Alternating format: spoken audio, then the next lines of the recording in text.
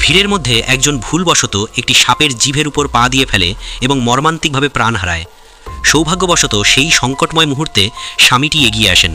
তিনি একটি লাঠি দিয়ে সাপটিকে আঘাত করে তাড়িয়ে দেন এবং সেই গতিকে কাজে লাগিয়ে একটি গাছের গুড়ি ধরে সেটিকে চেপে ধরেন। এরপর তিনি দ্রুত তার স্ত্রীকে নিয়ে একটি ছোট নৌকায় চড়ে দ্বীপ থেকে দূরে চলে যান। নৌকায় যাওয়ার সময় লোকটি শীঘ্রই বুঝতে পারলেন যে কিছু একটা গোলমাল হয়েছে। তার স্ত্রীর পা অসংখ্য সাপের বিষের টুকরোয় ঢাকা। একটি সামুদ্রিক সাপ তাদের জায়গা নিতে এসেছিল। হুয়াইং যেইমাত্র তীরে নামলেন, গন্ধ পেয়ে বিশাল সাপটি তাদের তাড়া করে এবং হিংস্রভাবে দম্পতির পথ আটকে দিল।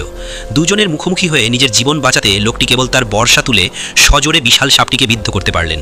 তিনি ভেবেছিলেন যে তিনি প্রাণ নিয়ে পালাতে পারবেন, কিন্তু ক্রুদ্ধ সাপটি জলের নিচে মাত্র এক মুহূর্তের চেষ্টায় ছোট নৌকাটি উল্টে দিল। চোখের পলকে বেশ কয়েক বছর কেটে গেল। স্ত্রীর মৃত্যুর পর লোকটি জীবিকা নির্বাহের জন্য অন্যের উপর নির্ভরশীল হয়ে পড়লেন। আশ্চর্যজনকভাবে যতবারই সে সৈকতে যেত, বিশাল সাপটা গন্ধ শুকে তাকে খুঁজে বের করত। এক সংকটময় মুহূর্তে একদল গবেষক লোকটিকে উদ্ধার করে।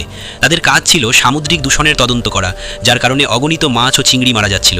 মৃত্যুর কারণ নিয়ে কথা বলার সময় তারা জানতে পারে যে লোকটি সবসময়ই এই এলাকাতেই বাস করত। তাই তদন্তের জন্য তারা তাকে সি স্নেক আইল্যান্ডে নিয়ে যেতে বলে। কিন্তু তীরে পৌঁছানোর সাথে সাথেই তারা একটি অদ্ভুত ছায়া দেখতে পায়, একজন আন্টি।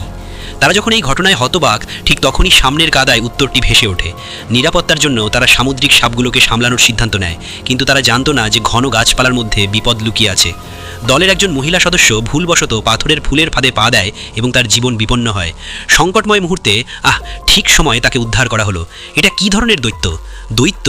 ওটা কি ইঁদুর ভেড়া? এই জিনিসটা মিমোসা ফুলের মতো, স্পর্শ করলেই সঙ্গে সঙ্গে গুটিয়ে যায়। হুয়াইং সবেমাত্র পা নামিয়েছিল, এমন সময় ছোট্ট মেয়েটি ভুলবশত বর্বর লোকটির ফাঁদে পা দিয়ে মুহূর্তের মধ্যে তাদের চোখের সামনে থেকে অদৃশ্য হয়ে গেল। নিজের মেয়েকে বাঁচানোর জন্য ইয়ং দিন রাত খোঁজাখুঁজি করল এবং অবশেষে একটি গুহায় বর্বর লোকটির চিহ্ন খুঁজে পেল। আমার মেয়ে কোথায়?